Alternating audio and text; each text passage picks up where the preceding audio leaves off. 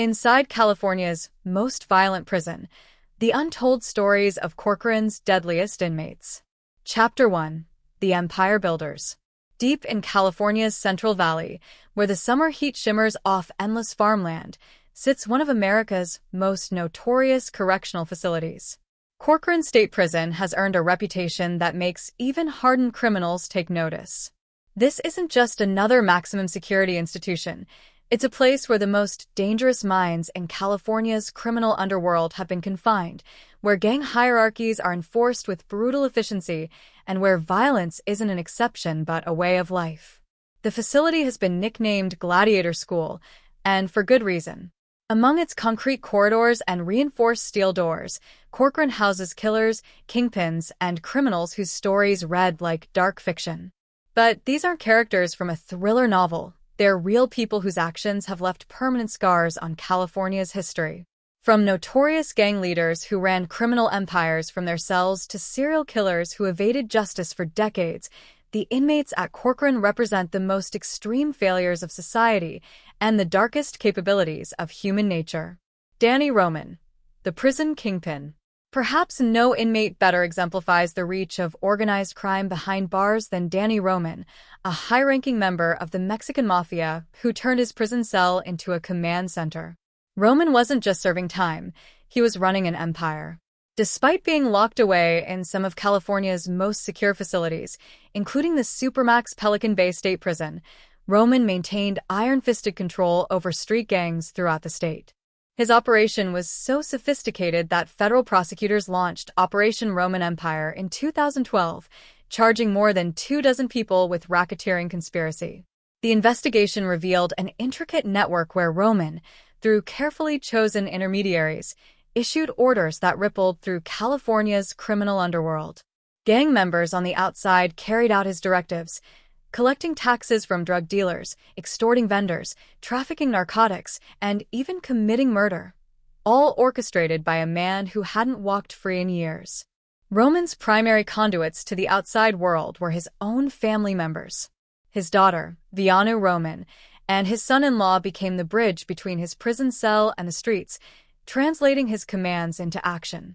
The operation demonstrated how prison walls, no matter how thick, couldn't contain Roman's influence. Viana herself would eventually receive a 15-year prison sentence for her role in the criminal enterprise. But even Roman's vast power couldn't protect him from the violence that governs prison hierarchies. On June 10, 2020, while in the prison substance abuse treatment facility, Roman was attacked by fellow inmates Raul Alvarado and Edward Cisneros. The assault proved fatal. At 64 years old, the man who had controlled a criminal empire was pronounced dead. Investigators treated it as a homicide, and the attackers were immediately placed in segregated housing. Whispers within the prison system suggested the killing wasn't random. It was a sanctioned house cleaning by the very organization Roman had once commanded. Scott Dyleski, the teenage killer. Not all of Corcoran's inmates are career criminals who spent decades building their reputations. Some, like Scott Dyleski, arrived young, their lives derailed by a single horrific act. On October 15, 2005, Pamela Vitale was found murdered in her home in a crime so brutal it shocked even seasoned investigators. She had been bludgeoned repeatedly, possibly with a rock, and stabbed multiple times. Most disturbing, the killer had carved a symbol into her back. The perpetrator was a teenager. Dyleski, along with another young accomplice, had devised a scheme to steal credit cards from neighbors to fund a marijuana-growing operation. When Vitale discovered them or got in their way, the situation escalated to murder with shocking violence. Authorities arrested Dyleski just 5 days after the killing. The forensic evidence was overwhelming. DNA recovered from Vitale's foot matched Dyleski's profile. Her DNA was found on a ski mask, shoes, and glove belonging to him. Most damning, his shoe print was discovered on the victim's shoulder, a detail that painted a chilling picture of the attack's brutality. Despite his age at the time of the crime, Dyleski was tried as an adult. A jury convicted him of first-degree murder with the special circumstance that it occurred during a residential burglary. The judge sentenced him to life, without the possibility of parole. However, California Senate Bill 394, which addressed sentencing for juvenile offenders, later reduced his sentence to 25 years to life, making him eligible for parole in 2025. In an unexpected twist, new evidence has emerged suggesting Dyleski might actually be innocent of the crime that sent him to prison as a teenager. As his parole eligibility approaches, questions about justice, juvenile sentencing, and the possibility of wrongful conviction swirl around his case, adding another layer of complexity to Corcoran's already dark history. In the hierarchy of California's prison gangs, few names command as much respect and fear as Rene boxer Enriquez. Also known as Rainman, Enriquez represents a rare breed, a man who rose to the highest echelons of the Mexican Mafia only to become one of its most damaging traitors. His story is a journey through decades of violence, loyalty, and ultimately, betrayal that shook the foundations of one of America's most powerful prison gangs. Born in Artesia, California, on July 7, 1962, Enriquez's path into organized crime began almost before he reached his teenage years. At just 12 years old, he was jumped into Artesia 13, a notorious street gang that would serve as his introduction to a life of violence. By his late teens, Enriquez had already established himself as a dangerous criminal, committing a series of armed robberies that eventually landed him in the dual vocational institution. Prison didn't rehabilitate Enriquez, it transformed him into something far more dangerous. Behind bars, he joined the Mexican Mafia and quickly distinguished himself through ruthless violence and unwavering loyalty. In 1985, at just 23 years old, he became a made man, achieving full membership in the organization. His role evolved into that of a hitman, and he carried out his duties with chilling efficiency, committing numerous jailhouse stabbings, including an attack on a Vegas motorcycle gang member nicknamed Chainsaw. When Enriquez was released on parole, he didn't leave the criminal life behind. He expanded it. From the outside, he controlled gang operations and instituted a system of street taxes, extorting drug dealers throughout his territory. During this period of freedom, he committed 2 murders, further cementing his reputation as one of the Mafia's most reliable and dangerous operatives. The violence followed him back to prison. In 1991, while housed at the Los Angeles County Jail, Enriquez and another member launched a vicious assault on Mexican Mafia leader Saldivar Buenrostro, stabbing him 30 times. Remarkably, Buenrostro survived the attack.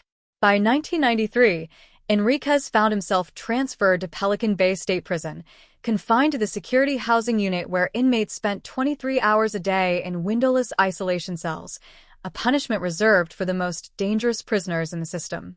Then, in 2003, everything changed. Enriquez made a decision that would have been unthinkable for most MAID members. He turned against the Mexican Mafia. His cooperation with law enforcement was unprecedented in its scope and detail. He provided extensive intelligence to federal and state agencies, offering an insider's perspective on the gang's structure, operations, and criminal activities. His testimony helped authorities understand and dismantle parts of an organization that had operated in shadows for decades. Enriquez's cooperation and lack of disciplinary infractions for over a decade made him eligible for parole, and the parole board repeatedly recommended his release.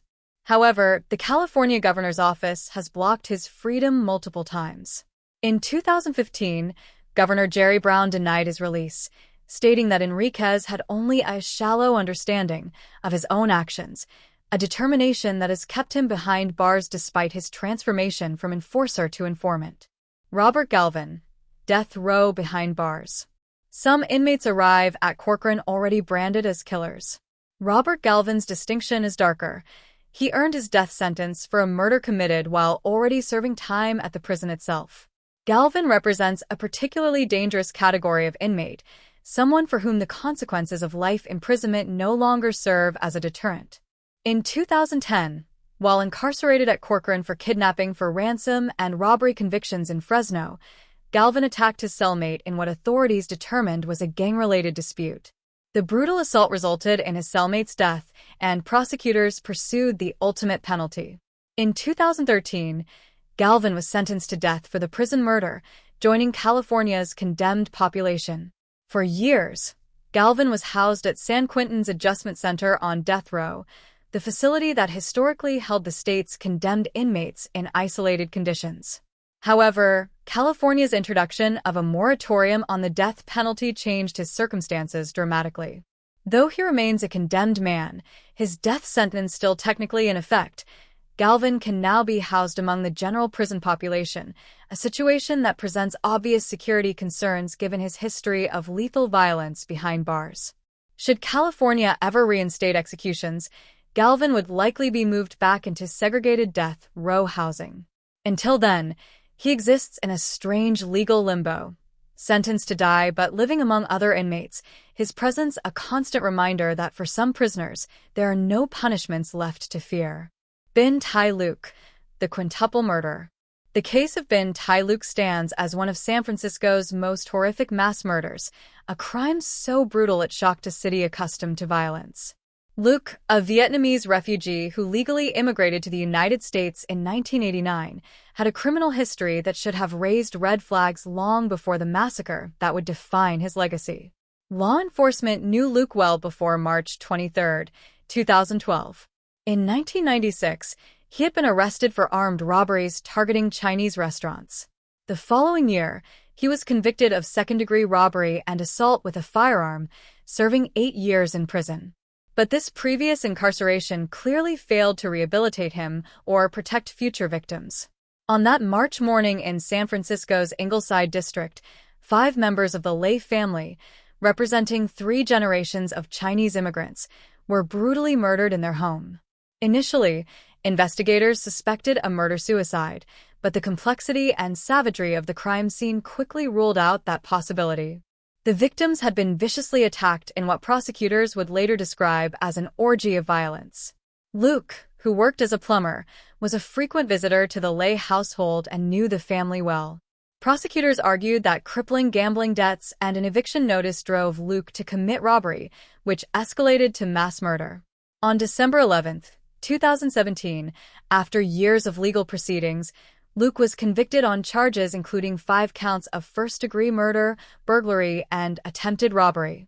The court sentenced him to 5 consecutive life terms without any possibility of parole, ensuring he would spend the rest of his life at Corcoran, forever marked as the man who destroyed an entire family in a single night of unimaginable violence. Some murders capture the nation's attention not just because of their brutality, but because of who the victims were connected to. The killing of Ennis Cosby in 1997 became one of those cases, a senseless act of violence that shocked America and left a celebrity family devastated. Ennis Cosby was a 27-year-old graduate student at Columbia University, home in Los Angeles on a break from his doctoral studies in special education. Despite struggling with dyslexia himself, he had dedicated his life to helping children with learning disabilities, with ambitious plans to open a school where students like him could thrive. On the night of January 16, 1997, Cosby pulled over to a secluded area off the interstate to fix a flat tire on his dark green Mercedes-Benz convertible. His girlfriend, Stephanie Crane, arrived shortly after to help. That's when Mikail Markhasev appeared. The 18-year-old Ukrainian immigrant was reportedly high on drugs and out with friends specifically to commit a robbery. Markhasev approached the vehicle and threatened Crane, who fled in fear. As she drove away, a single gunshot cracked through the night air. When Crane returned moments later, she found Cosby lying on the ground, fatally wounded from a bullet to the head. The murder of Bill Cosby's son generated massive media coverage. The National Enquirer offered a $100,000 reward for information leading to the killer's arrest, a sum that eventually prompted one of Markhasev's acquaintances to come forward. During the trial, prosecutors presented devastating evidence, including jailhouse letters allegedly written by Markhasev that contained admissions of guilt and statements about going out that night with the intention to commit robbery. In July 1998, a jury convicted Markhasev of first-degree murder and attempted robbery. The judge sentenced him to life in prison without the possibility of parole, plus an additional 10 years for use of a firearm. Now at Corcoran, Markhasev serves as a reminder that some crimes resonate far beyond their immediate victims, touching the consciousness of an entire nation. Joe Pegleg Morgan, the architect. In the brutal hierarchy of California's prison gangs, few figures loom as large as Joe Morgan. Known as Pegleg Morgan due to his prosthetic leg, he was a man who transcended racial boundaries to become one of the most influential and feared leaders in the history of the Mexican Mafia. His legacy isn't measured in individual crimes, but in the transformation of an entire criminal organization. Morgan's distinction was unprecedented. He was the first non-Mexican American to achieve a high-ranking position within the Mexican Mafia, breaking through barriers in an organization defined by ethnic identity. But Morgan's true impact came from his vision and ruthlessness in transforming the Mafia from a prison gang into a sophisticated criminal enterprise with tentacles reaching far beyond prison walls. Morgan's criminal career began early. In 1946, at just 17 years old, he beat his 32-year-old girlfriend's husband to death and buried the body in a shallow grave. After a daring escape and recapture, he was sentenced to 9 years at Corcoran State Prison. His time behind bars was brief before he returned to crime. In 1956, shortly after parole, Morgan robbed a West Covina bank, making off with $17,000, a substantial sum that demonstrated his ambition. Perhaps Morgan's most audacious escape came in 1961 when he led 11 inmates in a jailbreak from the Los Angeles County Jail. Using hacksaw blades he had concealed in his prosthetic leg, Morgan and his fellow escapees cut their way through a pipe shaft to freedom. The escape became legendary in criminal circles, cementing Morgan's reputation as both clever and bold. But Morgan's real genius lay in organization. He established crucial connections with cocaine and heroin suppliers in Mexico, creating supply lines that allowed the Mexican Mafia to control narcotics distribution throughout California's prison system.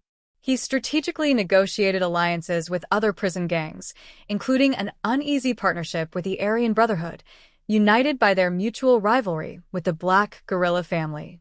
In 1971, Morgan allegedly ordered the first prison gang street execution in Los Angeles, marking a dramatic expansion of the organization's violence beyond prison walls. This move signaled that the Mexican Mafia was no longer content to rule only behind bars. They would enforce their will on the streets as well, a strategy that transformed California's criminal landscape. Morgan died in prison on November 9, 1993, at the age of 64, after being diagnosed with inoperable liver cancer. But his legacy endures. The systems he created for controlling contraband, the alliances he forged, and the ruthless efficiency he brought to prison gang operations continue to influence California's correctional institutions to this day. Joseph James DeAngelo, the Golden State Killer. If one inmate at Corcoran embodies the intersection of evil, patience, and the power of modern forensics, it's Joseph James DeAngelo, the man who terrorized California for over a decade and evaded capture for more than 40 years. DeAngelo's crimes began in 1974 and continued until 1986, spanning a 12-year reign of terror across California. What made his case particularly disturbing was his background. DeAngelo was a former police officer who used his law enforcement training to avoid detection while committing a staggering number of crimes. Investigators would later link him to over 100 burglaries, 13 murders, and dozens of sexual assaults across multiple California counties.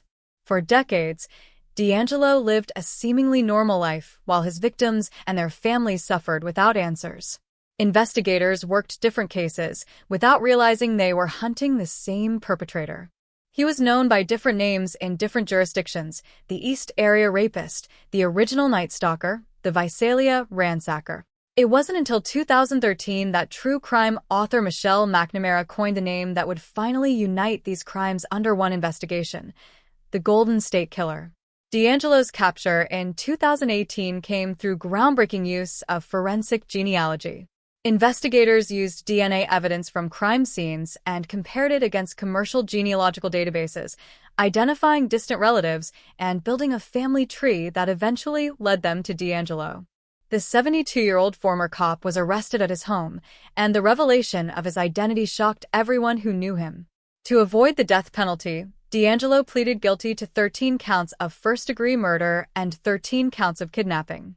He also admitted to dozens of other crimes that couldn't be prosecuted due to statutes of limitations. On August 21, 2020, he was sentenced to 11 consecutive life sentences without the possibility of parole, plus an additional 15 life terms with the possibility of parole, though at his age, any parole is purely theoretical. DeAngelo is currently 80 years old and serving his sentence at Corcoran State Prison. His case has inspired numerous books, documentaries, and podcasts, with many focusing on the survivors' stories and the decades-long quest for justice. He represents perhaps the most chilling type of criminal, the one who hides in plain sight, protected by a badge and a veneer of normalcy, preying on innocent victims while society remains oblivious to the monster in their midst. The legacy of Gladiator School.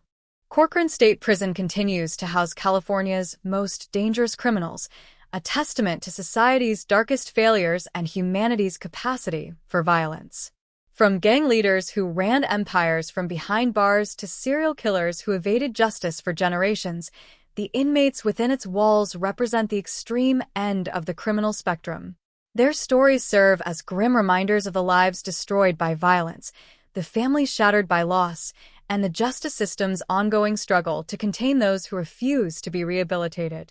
Behind Corcoran's concrete walls and razor wire, these men live out their sentences, some waiting for death, others resigned to dying in prison, all part of the institution that earned its nickname through blood and brutality. The Gladiator School stands as both a warning and a repository, a place where society locks away those it cannot fix and dare not forget.